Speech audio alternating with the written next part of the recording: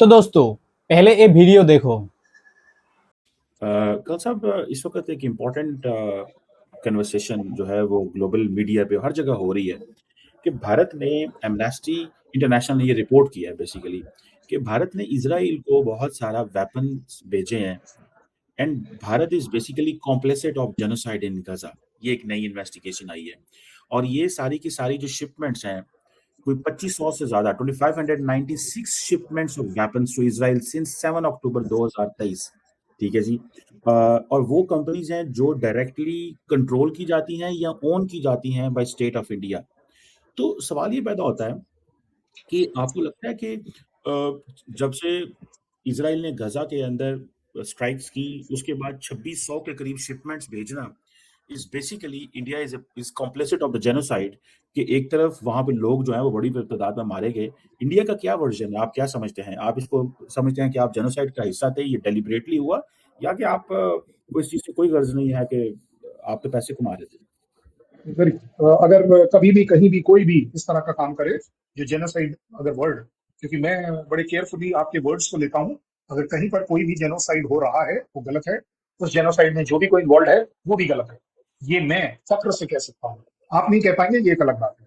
अब आपने कहा कि ग्लोबल मीडिया, आपका ग्लोबल मीडिया में विश्वास कब से जग गया कमर सिन्हा साहब?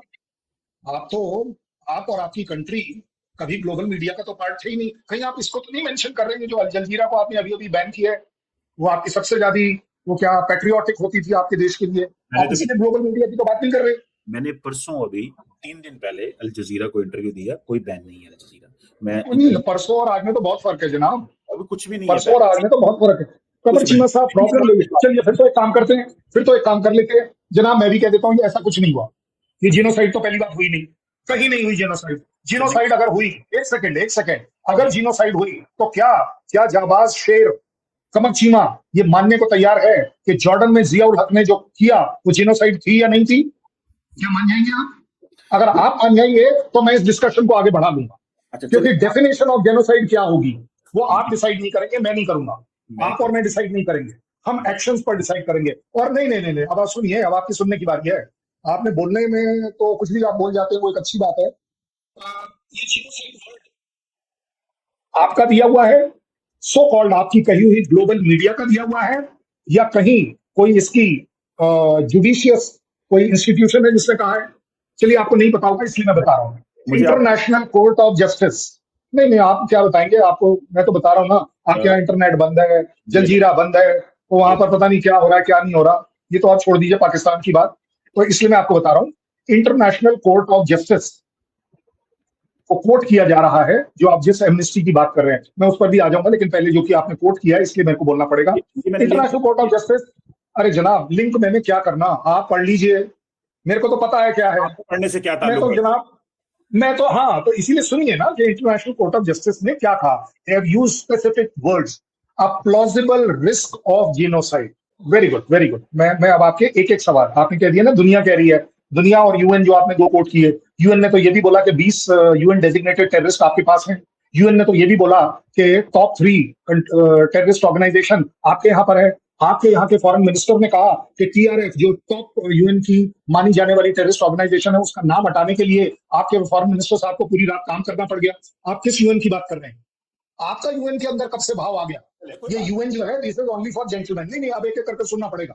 अब आपने बात दुनिया हमेशा से बोलती आई थी, बोल रही है और बोलती रहेगी कि Pakistan is totally involve in terrorism and terror funding, जिसकी सजा आपको 4 साल मिली थी। आप कब से दुनिया के ठेकेदार हो गए? एक बात, एक एक करके चलेंगे। आपने लॉइटरिंग और 155 एम्यूनिशन की बात करी है। पढ़ लिया करो। जो हम लोगों ने दिए है ना, मैं आपको आपसे ज्यादा बताऊंगा। मैं कोई चीज छुपाने वाली पार्टी नहीं हूं, मैं जनाब आपको उससे ज्यादा बताऊंगा।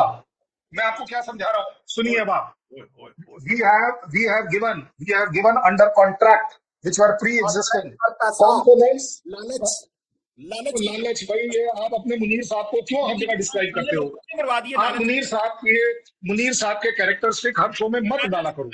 हाँ, तो लालच एक ही बंदे को है ना आपके यहाँ, एंड आपके यहाँ लालच जो है वो सिर्फ पाकिस्तान आर्मी को है और ये पूरी दुनिया जानती है। लेकिन आपको क्या क्या हम दे रहे हैं, मैं आपको वो गिनवा देता हूँ।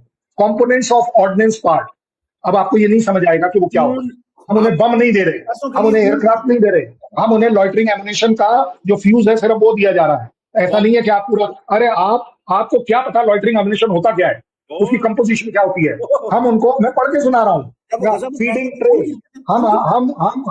हम स्मॉल आर्म्स से रिलेटेड जो फीडिंग ट्रेज हैं वो उनको पहले से देते आ रहे हैं। उससे भी बड़ी बात, अरे सुन लीजिए ना, आर्मर्ड व्हीकल जो होती है उनके जो स्पेयर पार्ट्स कंपोनेंट्स है हम वो देते आए हैं, आज नहीं देते आए हैं, पहले से देते आए हैं। There are contracts which are existing. और मैं आपको बड़ी जिम्मेदारी से बता रहा हूँ, जो इंडस्ट्रीज एक्ट 1951 है वो मेरा इस चीज को रेगुलेट करता है।